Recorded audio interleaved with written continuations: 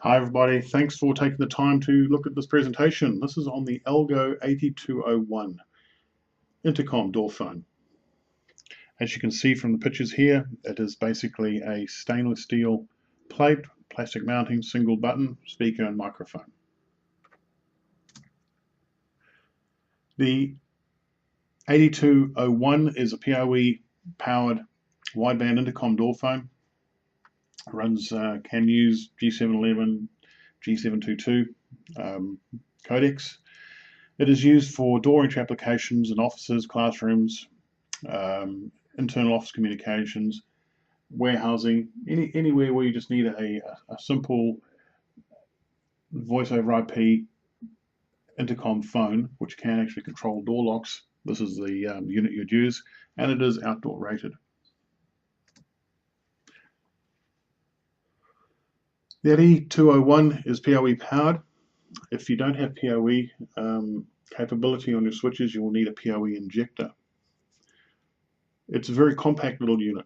You'll see the dimensions later on. It's two-way speech communication. It can actually be incorporated into the multicasting paging as well. If you've got an Algo paging solution, you can actually set up the 8201 to be part of that paging solution. We'll go through that in a little bit of detail later on. It has door opening control on board via a relay, so that the unit is a truly all-in-one unit. You can do the two-way intercom, and then if the phone who answers you dials a security code, which by default on this system is 6, it will actually open up the, will fire the relay, which is the dry contact relay, which will open up the door phone mechanism.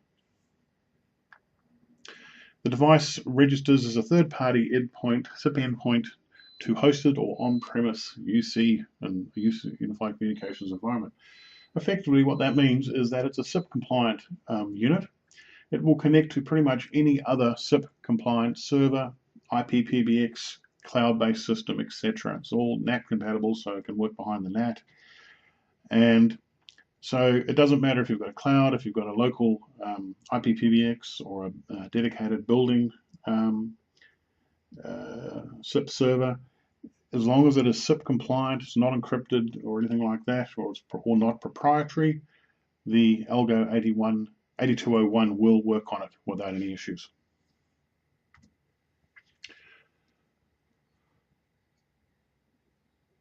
The 8201 can be set up in a number of ways, and we'll go through a little bit more in detail of it, but essentially it actually can work as a standalone unit. It can actually have its own onboard relay control and even sensor to detect if the door is opened or closed. But it can also integrate with the 8061, Algo 8061 controller unit.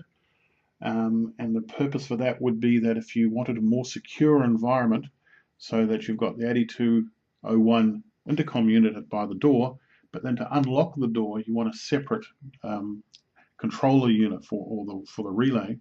So if anyone breaks into the actual intercom phone themselves, they can't actually try and work out how to wire it and short it all up. Some building environments demand this, others not so much. So it's got the flexibility of setting it up any way you wish to do it. The other neat thing about this is it's very simple for a technician to install. Once it's actually plugged in to the network, or if it's not registered, e.g. the process is you literally plug it in, it fires up, powers up. After about 30 seconds it'll give an audible beep, and that's indicating I am ready, I'm working. And if you press the call button, if it's not registered, e.g. you haven't set up auto deployment or anything like that on it, auto provisioning, if it's not registered and you press that button, it's going to tell you what the IP address number is that it's sitting on. So there's no mucking around trying to find the IP address. It literally talks to you and tells you the IP address in the form of the IP address of this device is 192.168.1.115. And it keeps repeating that until you press the button to stop. Then you can simply go to the browser, browse in, and basically do any programming you wish. If we have a look at the rear of the unit, just wanted to point out a couple of things here for you. This here, that's where the PoE network cable goes into. So that's your network connection just sitting in there. Over here is your door control. It's your relay that controls the external lock mechanisms. So it's just dry contact. So you've got a normally open, normally closed. You've got, and it's got a door sensor there. So you could use that for indicating if the door is opened and or closed. Dimensions of the unit. As I said, very compact. Basically, the outer dimensions of the unit is 115 millimeters square. Okay, this is aluminium. This is a plastic. There's your microphone sitting in there. The depth of it is 34 millimeters of the insert that's going into the wall. If it's going into the wall, because this can actually be surface mounted and or flush mounted, and the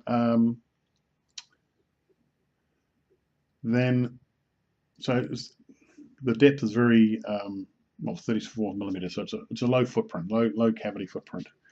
Okay, and then it's just got the internal dimensions of the actual insert that's going into the wall.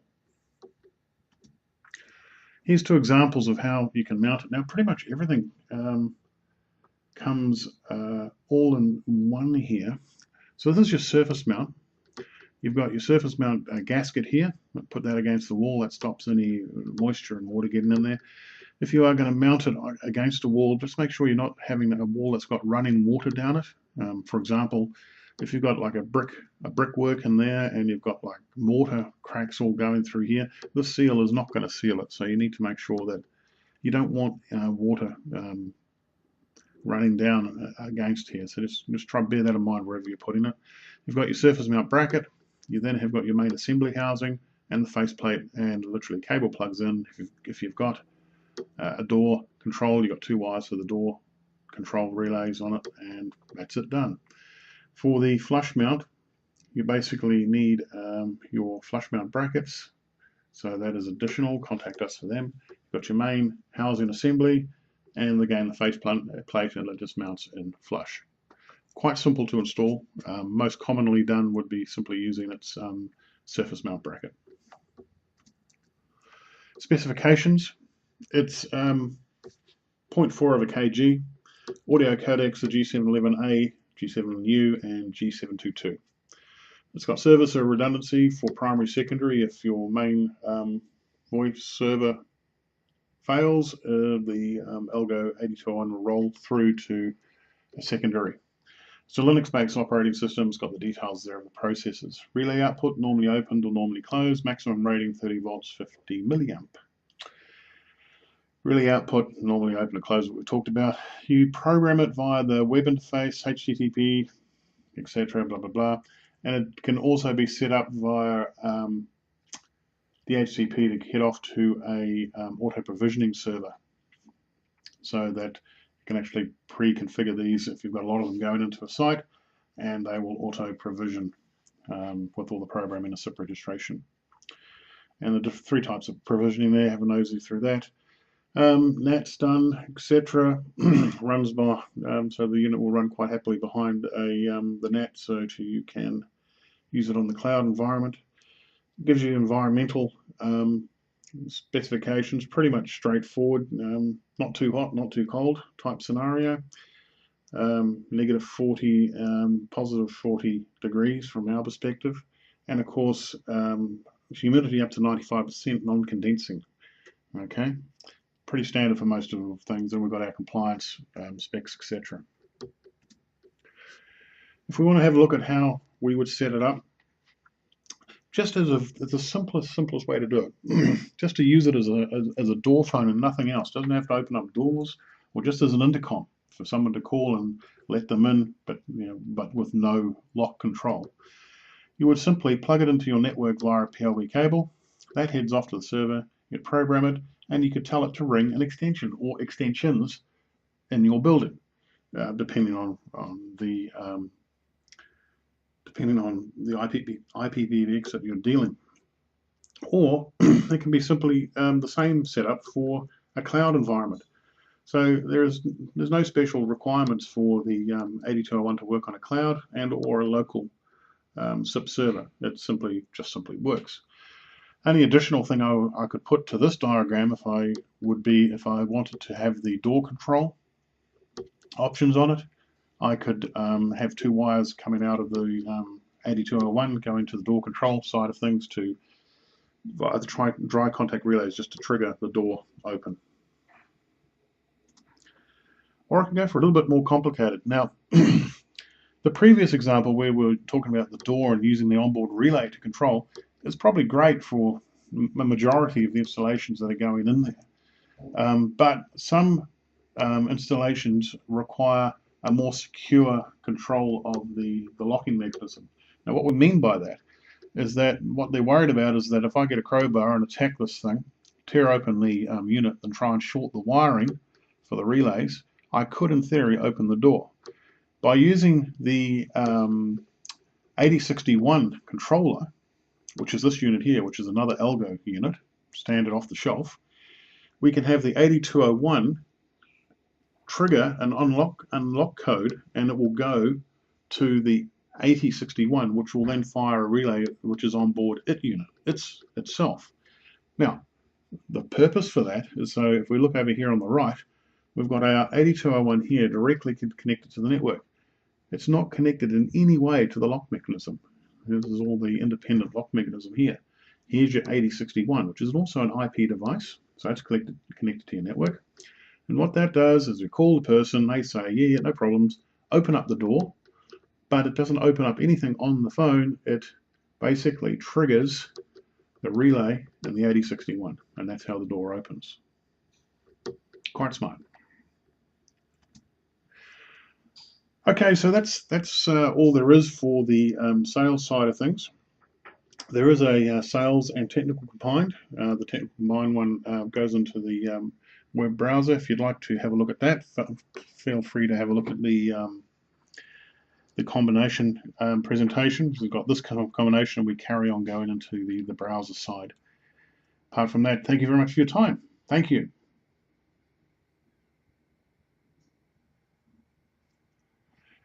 Okay, let's now have a look at the programming through the browser of this unit. First of all, before we go in to the browser, I just wanted to remind you, if we want to find the IP address of a device, all we have to do is, once we've plugged it into the PoE and it's fired up and the unit's actually running, because it's not registered, as soon as we press the call button, the speaker is going to start talking to us and tell us the IP address. Okay, so that's how you get the IP address.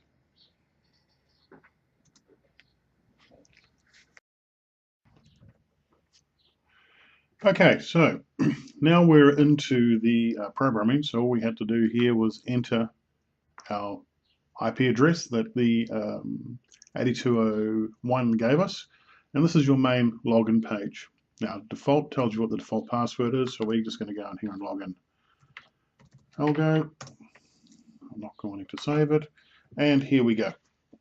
So I'm going to give you a quick brief overview on how to program this up and then describe a few points in it. There is a full technical manual. Some aspects I won't be touching on, others I'll just go through and just give you a quick overview of what they do, and others will just actually get it working. So here's our main SIP page. So how to get it working. I've got a SIP server running on 192.168.1.60, I think it is, which it is. Extension we're going to use is 206. Authentication code 206, because this is just a very closed system and it gets defaulted every second day. 206 is the password, but you never saw that one coming. By the way, never do that in the field. Be very, my advice is you don't use the extension number for authentication ID. Use a name, number, combination of digits, etc. And the same with the password. There's lots of hackers out there trying to get into things. Just be secure is my advice. Extension to dial. So if somebody pushes the button, what I'm going to get it to do, I'm just going to tell it to dial 200. Okay, and I'm going to go save. Yeah, save the password, not to worry about that. So if I bounce back into my status, I can see that my registration is successful. Okay, and I'm an extension 206. So that's it. It's registered and basically set up to now make calls to extension 200 when they press the button, or auto answer, because by default that's what it does. So let's have a look at some of these basic settings here. We'll just go through them quickly for you. So we've got SIP registration, which we set up. If we look at the features, we can see that speaker volume's 8. We can change that and apply whatever level we want. Automatic gain control is enabled. Inbound calls is auto answer, set to auto answer. The play answer tone, so it plays a tone before it answers, so that's enabled. Ringing limit basically is that it'll ring as long as you ring it with a SIP extension, but it can actually tell it to have a certain amount of rings if you so wish. Ringback tone enabled. Enable call button to end call, e.g. you press it to make a call, press it to end a call. And do we want G722 enabled? Enable maximum call duration if you so wish. Again, we're not going to do any of that. And sensor control, okay. Dry contact, so it's disabled. Dry contact closures, basically, so if the door's open or closed, it'll close onto the unit, and that'll be the door sensor, and that'll tell you what's opening and closing. We have a look at the door relays. Now, we can actually have the network controller. This is the 8086 controller unit. I've got to tell it what IP address it's on and what the password is. This is so that the unit can actually, the 8201 can actually control it. If you're not going to use it, don't enter it. Momentarily open code.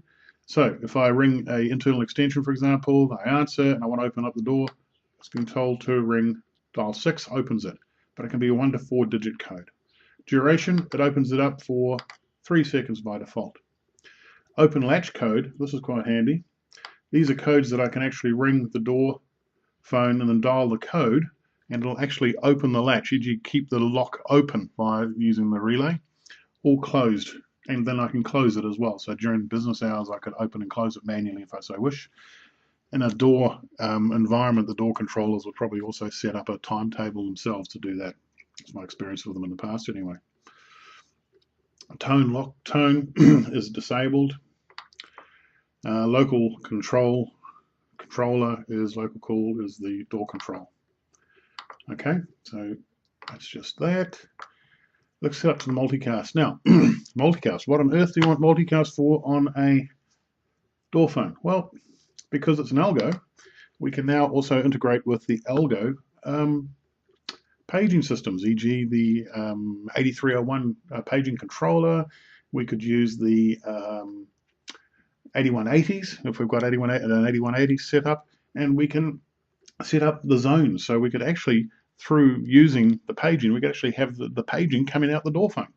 Quite neat, quite handy, and it's all there, and it's got master, slave, advanced, and expanded zones as well, if you so wish it. If you've got an 8301, have a look through the different presentations on site, and you'll see them.